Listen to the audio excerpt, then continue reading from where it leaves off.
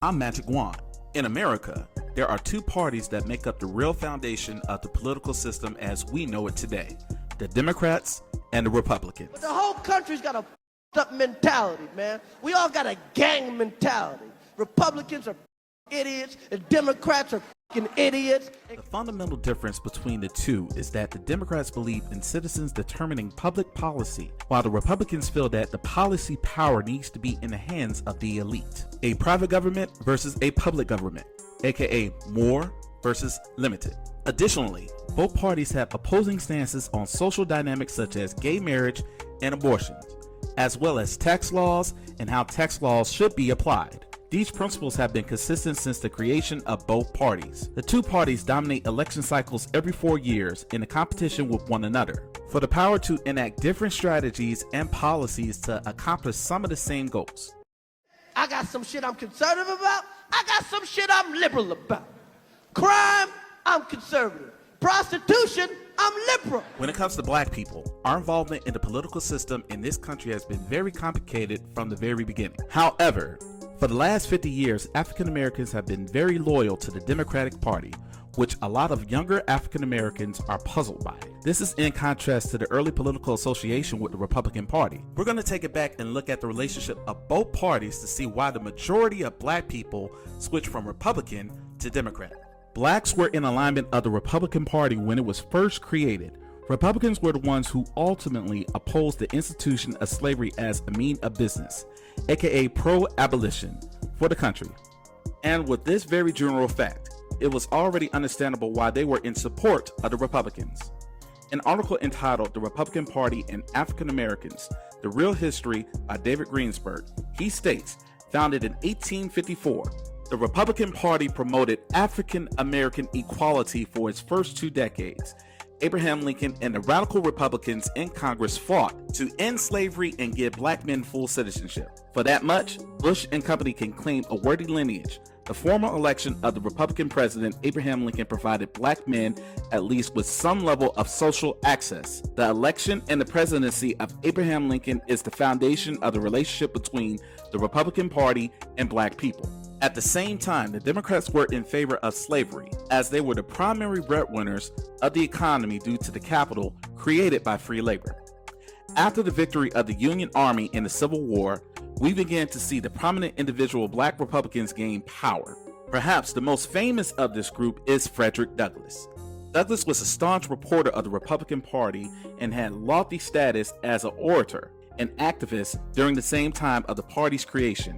According to a piece entitled "A Perspective of an African American Republican in Tarrant County" by Chaplain Rich Stoglen, Frederick Douglass serves as a confidant to Abraham Lincoln and is credited by the general public as the reason for any social gains given to African Americans by Lincoln. He's famously quoted saying, "I am a Republican, a black dyed in the wool Republican, and I never intend to belong to any other party than the party of freedom and progress." This overall sentiment was shared with many members of the black community at the time, a stark contrast from the current perspective we have on Republicans. It says a lot that Republicans only like a certain type of black man. Tell me there's a justification for Herman Cain being considered for the Fed. Tell me that Ben Carson should be in charge of HUD because he lived in the project. There was another rising public figure out of the state of Texas who was in support of the Republican Party by the name of William Madison McDonald. He was the first black millionaire from Texas, and his biggest social priorities were the advancement of blacks, poor whites, Hispanic, and the dynamic of chronic unemployment.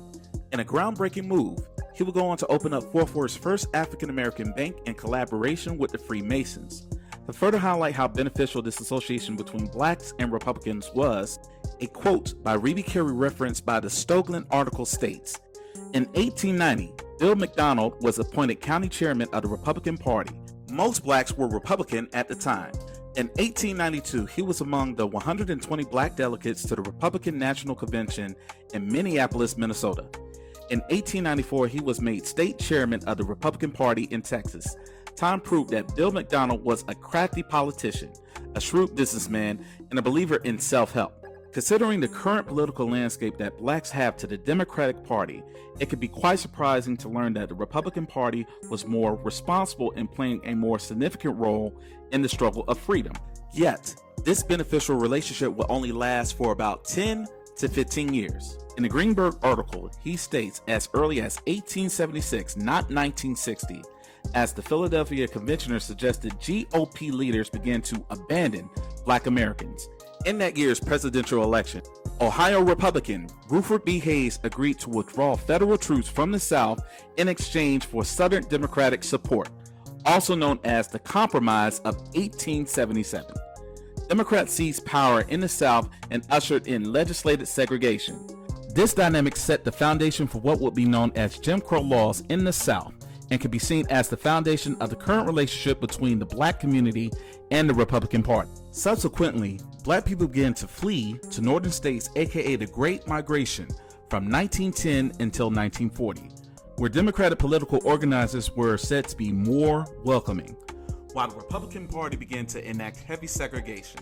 This trend would continue into the 20th century during the presidency of Franklin D. Roosevelt. The Great Depression was a catastrophic economical period where many Americans were suffering financially during Roosevelt's term. Unfortunately, blacks were in the worst conditions and received measurable gains as a result of policies signed by Roosevelt. One of those policies was the New Deal. This point is further validated in the aforementioned article by Greenberg in a statement saying the black shift to the Democratic Party crystallized under President Franklin D. Roosevelt. Though FDR won just 23% of the black vote in 1932, he subsequently expanded that support with his relief policies. The Depression affected black Americans disproportionately, and programs such as Civilian Conservation Corps and Public Works Administration gave them much needed aid. According to the Huffington Post article, FDR also desegregated the military and other social institutions, which certainly gave him plenty of favor with the black voters.